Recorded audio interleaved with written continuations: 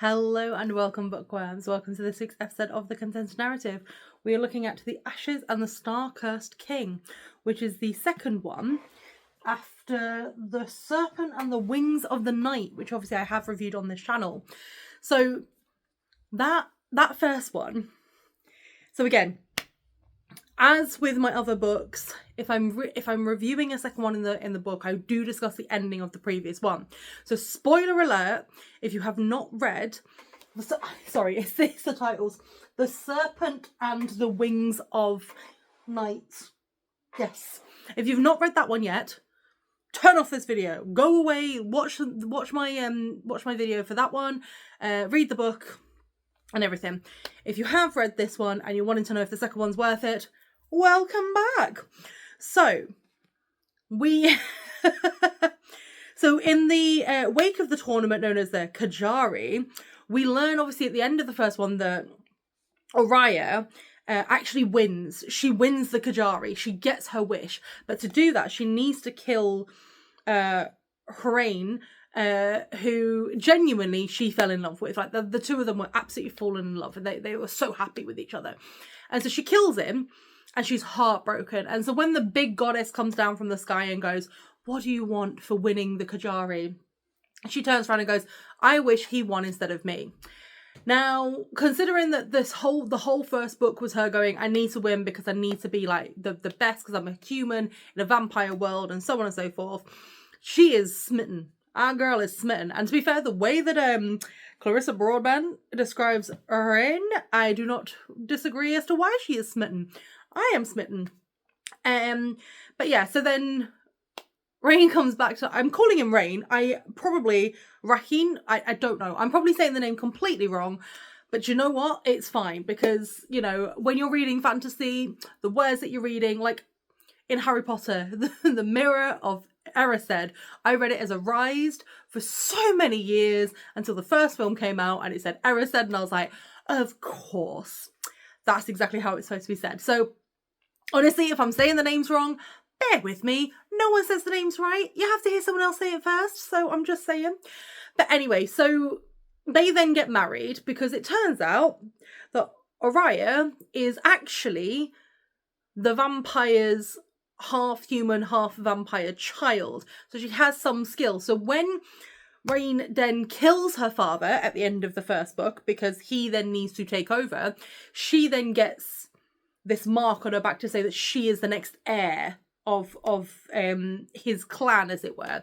And then this book is her trying to figure out, first of all, why she still loves the guy that murdered her dad, who her dad actually was, what happened to her mum, does she have any family left, why is she half, like, do you know what I mean? And so it's like, but while this is going on, he's trying to do what he promised and rule in a better way than the previous vampires. He's trying to make it better for humans. He's trying to make it fairer. He's trying to bring the clans together. However, he keeps getting undermined at every turn.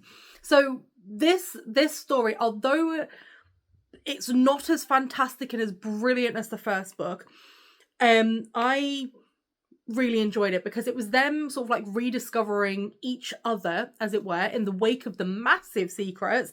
The fact that he was there to overthrow and kill her father, and she is actually related. So it was sort of like you come into terms with that. You're learning sort of like who your friends are, who your enemies are, you know, and it's just like, it just felt like a really, like when she, like there's a bit where she realizes that she can fly.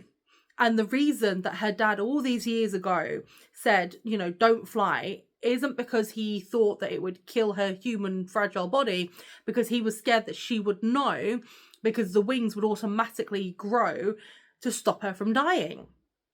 So when she learns that she can fly, and when she grows these wings and you know, takes on her own destiny, as it were, and like at no point, and again, it's very hard to write a female protagonist without making her hit all the sort of like cliche roles. But I loved the fact that like all of her anger and all of her sort of like her understanding and stuff like that, it wasn't cliched. She'd been lied to her whole life and everything like that. And when she was learning who she wasn't fantastic at it straight away. She had to like stumble and everything like that. And honestly, I loved their characters. And what I love about this as well is it's the Nightborn Duet book 2. So it has kind of concluded, but I have been told that there are others in the same universe. But honestly, I really enjoyed it. I enjoyed the characters. I enjoyed the stories. I enjoyed sort of like where it went. I enjoyed where it picked up from the end of the first one. Because when the first one ended, I was like, oh my God, I need to know what happened. So thank you to that random Waterstones lady in Sheffield, all those last year, who told me to buy that first book because I'd really enjoy it. I was very reluctant, but you know what? Peer pressure, when it comes to books, I'm really bad for it. So I bought it, and thank you, because I have read 2 fantastic books, and I would say, obviously, give it a go. Now, I understand that some people aren't into fantasy. I understand that some people may, and there's not a lot of smut in this. It's maybe a 2 smut rating out of 5. You know, there are some steamy scenes. There are some hide behind, clutch your pearls kind of scenes. But overall, thoroughly enjoyed it. Would definitely read it again. And it is a big, chunky book, but you don't realise. And that's the thing, is like, I've had it before where I've had chunky books, and you're reading it going, there's so many more pages. Like Les Mis, I loved it, but the whole sewage system bit didn't need to be in it. And this didn't feel like that. This did not feel like a chunky book. The only thing is it was hurting my thumb because I was like, oh no.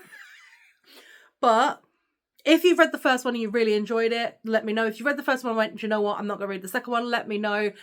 Like, honestly, I'm here for it. But thank you so much for your continued support, guys. And remember to always keep it contented.